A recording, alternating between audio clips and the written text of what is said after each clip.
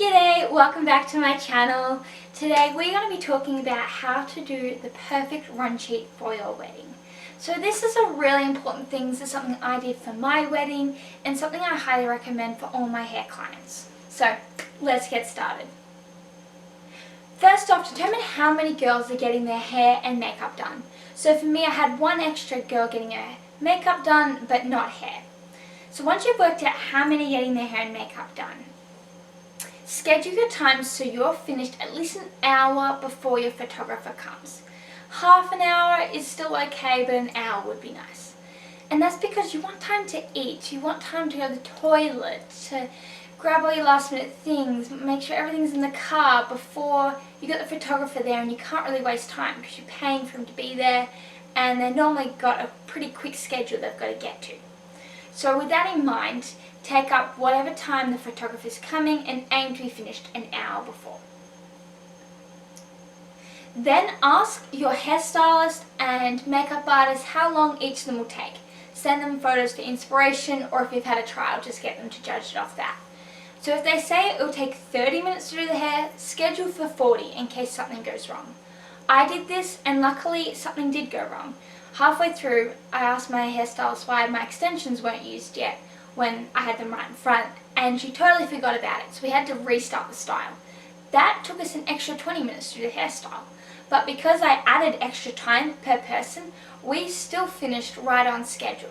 So it works out still pretty well. Okay, so what you want to have on your schedule is your hairstylist, your makeup artist. I had 2 makeup artists, so mine will have 3 on it. And then also jobs you want the bridesmaids to be doing and accomplishing. So I'm going to duck across to my sheet now that will be showing you how it was set up. So Prue and Renee were my 2 makeup artists and Pearly was my hairdresser. So we'll start off with three columns. So if you see, I did it by colour coordination, and this was sent out to all the bridesmaids in a group chat. So I'll do an example. Amy, the purple, she had her makeup done at 7 till 8, and then she had a gap, and then she didn't start her hair until 9. Now if you notice, with every single person they have at least 30 minutes in between their hair and makeup. And this is so if they're running late or something's going wrong, they've got time to go back. And you just have so much more time if something goes wrong. For example, with my hair, it took an extra 20 minutes, and I allowed for that gap in there that I still got about a 10-minute break before I got my makeup done. If I hadn't have allowed that, my makeup artist would have been waiting for me, wasting time, and we would have finished later. So how to make the run sheet. Now it really depends on how many girls you've gotten getting ready, how many makeup artists, hairstylists. As a general, I recommend if you're going to get 2 of anything, makeup. Much with most weddings I've done this year, I have gone almost twice as quick as the makeup artist. And I don't know if that's just because they take a lot longer, but they seem to normally go for an hour, and I can normally do most hairstyles within 30 to 40 minutes, and sometimes even 20. So I would recommend if you have a big bridal party and you're wanting to make a perfect run sheet, get 2 makeup artists. Get heaps of trials to make sure they really suit. I had heaps and heaps of trials because I'm so fair. For some reason, it's really hard to do my makeup. So I just picked my favorite 2 people I got a trial from, and they were the 2 I had on the day. I reckon they all finished. One finished slightly early because she only had 3, and then a flower girl. But yeah, they finished right on time, which was great.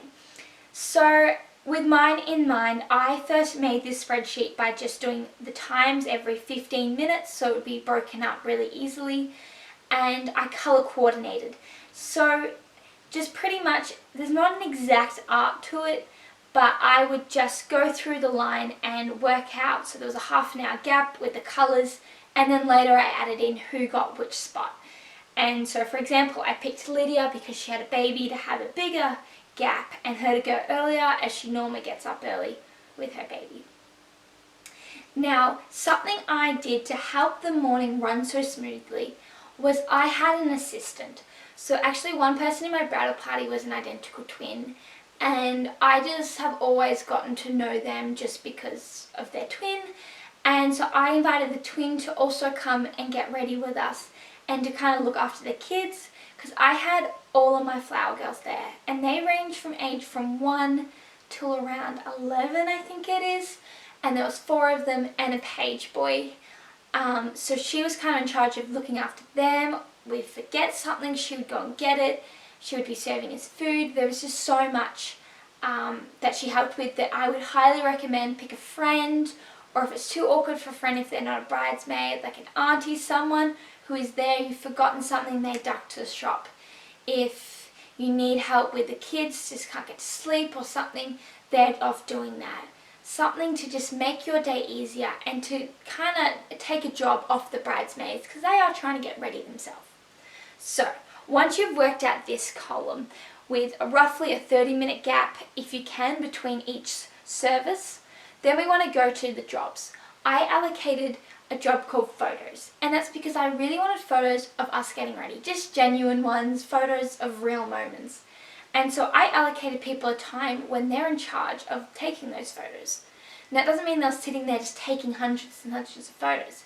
It just meant they were always mindful that they were the one in charge of photos.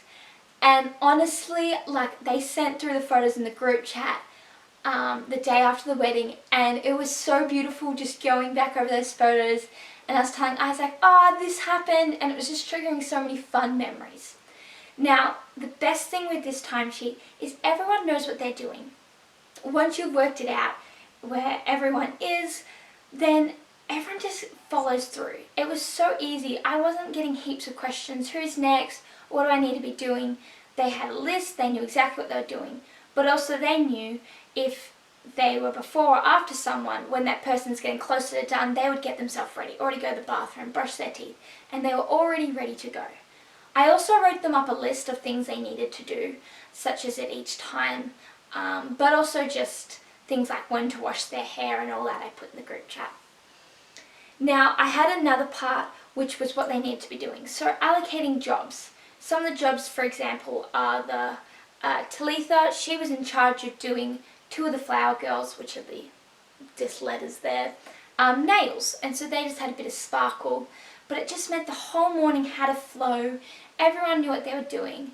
And even like the hair and makeup, so many of them complimented, were like, wow, this is so well thought out. Like the setup of the room, everyone was in front of a window with nice natural lighting. They had a table to put their stuff on. All the bridesmaids knew what they were doing, when they were doing. It just worked so well, and they really complimented me on my organisation. And I honestly reckon it would have saved us at least 30 minutes of just that changeover time that normally takes from someone finding out they're next to get their hair done. They normally need to duck to the toilet, and they take a bit of dawdling time. It meant that all my bridesmaids were right on track, ready to go by their time, so we could stick to our tight schedule. It also meant that there was someone always in charge of the kids and getting the kids ready. So they're getting their nails done, their hair curled. I ended up doing all the hair and curling it. They curled them, but by the time I got to them, they'd fallen out a bit, so I ended up just doing it all myself. But it was really handy just having that flow and not having for me to be delegating jobs and constantly thinking on the morning. I was able to just relax and get everything done and not have to answer a million questions, as everyone knew exactly what they were doing. So that's the end of how I made the perfect run sheet. If you would like to see more videos on weddings, hair, all different sort of things, click the subscribe button. And if you'd like to see more of my wedding hairstyles, I'll put my Instagram link below, as well as my personal life. Thank you so much for watching, and I hope to see you in my next video. Bye!